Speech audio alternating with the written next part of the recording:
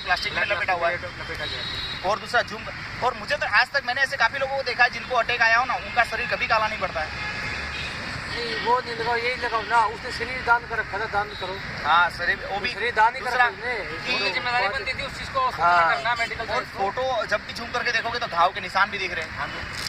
ये तो उनके जो परिवार के लोग हैं उन्होंने कहा था कि हमारी जो अपने रीति रिवाज है उनको करने को, हमको सबको स्नान करवाना है, जो कि हिंदू धर्म में अनिवार्य है। ऐसे काफी लोग बोल रहे हैं जो फॉलोअर्स थे राजू दीक्षित जी। कई लोग हैं तब तक हमने, उनका कहना ऐसा है कि हम लोग वहीं पर थे अग्निदाह के वक्त और हम लोग ने पोस्टमार्टम की मांग की तो हम लोगों को बाउंसरों को बुलाकर, वो आते हैं ना वीडियो, उसमें भी उन्होंने कहा कि हम लोगों ने लिख के दिया। चलो ठीक है, कम से कम चलो हम तो हवा हवाई कर रहे हैं, एक बात वो समझ लेते हैं अपन कि हम हवा हवाई कर रहे हैं। हमको बाद में पता, जैसे मैंने खुद ने राजू दीक्षित जी को 2011 में सुना उनके मर जाने के बाद, मैं तो चलो उनके वो जिंदा भी नहीं थे, वो लगता है वो आज भी जिंदा है। हाँ वही उनके स्वर्गीय, उनको बड़ा अफसोस होता है। हाँ उसके बाद और बाप इनकी हत्या हो गई, लोग ऐसा सोचते हैं। उनके स्वर्गीय हो जाने के बाद मुझे पता चला, और अगर मैं आज इस चीज को अगर मैं सोच रहा हूँ कि वाकई में इनकी हत्या हुई है, तो जो उनके साथ थे, जो खुद बता रहे हैं कि हरिद्वार में हमको बंधक बना लिया गया, तो सब दूसरी बात जानते हो, बाबा रामदेव उनके अगेंस्ट में केस क्यों नहीं कर रहे हैं कि भाई ये मेरे नाम का गलत इस्तेमाल कर रहे हो, मेरे ऊपर इल्जाम लगा रहे हैं। ऐसी क्या विडम्बना है जो बाबा रामदेव उनके अगेंस्ट। चाचा जी हैं वो भी इसके, उन्होंने भी ये बात बोली कि इसी तरह मैं भी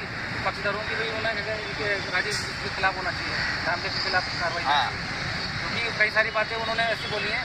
दूसरा कि देखिए जो साथ में रहने वाले थे ना, उन्होंने हर जगह पे बाप का नाम अलग लिखवाया है, हर जगह पे। क्यों लिखवाया आपने गलत? अगर आप सच्चे हो, सच्चे तो उनको पहले तो आप सूचना करो परिवार को, ठीक है? नहीं सूचना करे ना करे, एटलीस्ट बाप का नाम जो है तो वही रहने वाला है ना, ऐसा तो कुछ है ही नहीं, उसमें तो नाम चेंज करने का कोई प्रावधान है ही नहीं। और वैसे भी जब वो किसी की मौत हो चुकी है तो आपको जल्दी किस लिए हो रही है? अब मौत हो चुकी है ना, तो आप अगर सारे परिवार को सूचना दो, उनका नाम सही लिखाया जाए, ठीक है? उसके बाद जो प्रक्रिया, अगर आपको लोग कह रहे हैं कि भाई पोस्टमार्टम होना चाहिए, क्योंकि अगर आप इतनी बड़ी प्रबुद्धि का कोई पोस्टमार्टम करा। हाँ बस बात वो है कि वो कोई सामान्य नागरिक नहीं थे, देश के और रत्न थे, उनकी वो हर चीज सामने आनी चाहिए। तो क्या ये मान लिया जाए कि राजीव दीक्षित जी की हत्या रामदेव नहीं की थी? मैं तो बोलता हूँ 100% वही लग रहा है। नहीं काफी ऐसी चीजें नहीं, तो आप अपना वो कराएं। नहीं क्योंकि देखो अगर उन्होंने हत्या नहीं की तो कोई बात नहीं, राजीव भाई के मार्ग पर वो चल भी तो नहीं रहे ना, क्योंकि एक ही स्टेज पर बैठकर जो बातें राजीव दीक्षित जी और बाबा रामदेव जी हाँ में हाँ भरते थे राजीव दीक्षित जी के कि हाँ भाई हमारे प्रखर है और यही बताएंगे, बराबर है। जिस स्टेज पर बैठकर राजीव दीक्षित जी ने जिस चीज का विरोध किया है, आज वो सारी चीजें बाबा रामदेव बेच रहे और धड़ल्ले से वो उसका कर रहे हैं। यानी साफ दिखता है कि राजीव दीक्षित जी को हटाना ही पड़ेगा, उनकी वो मजबूरी थी।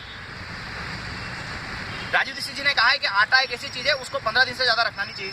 आज वही बाबा रामदेव आटा पे एक्सपायरी डेट लिखकर बेचते, 90 दिन कुछ नहीं होगा।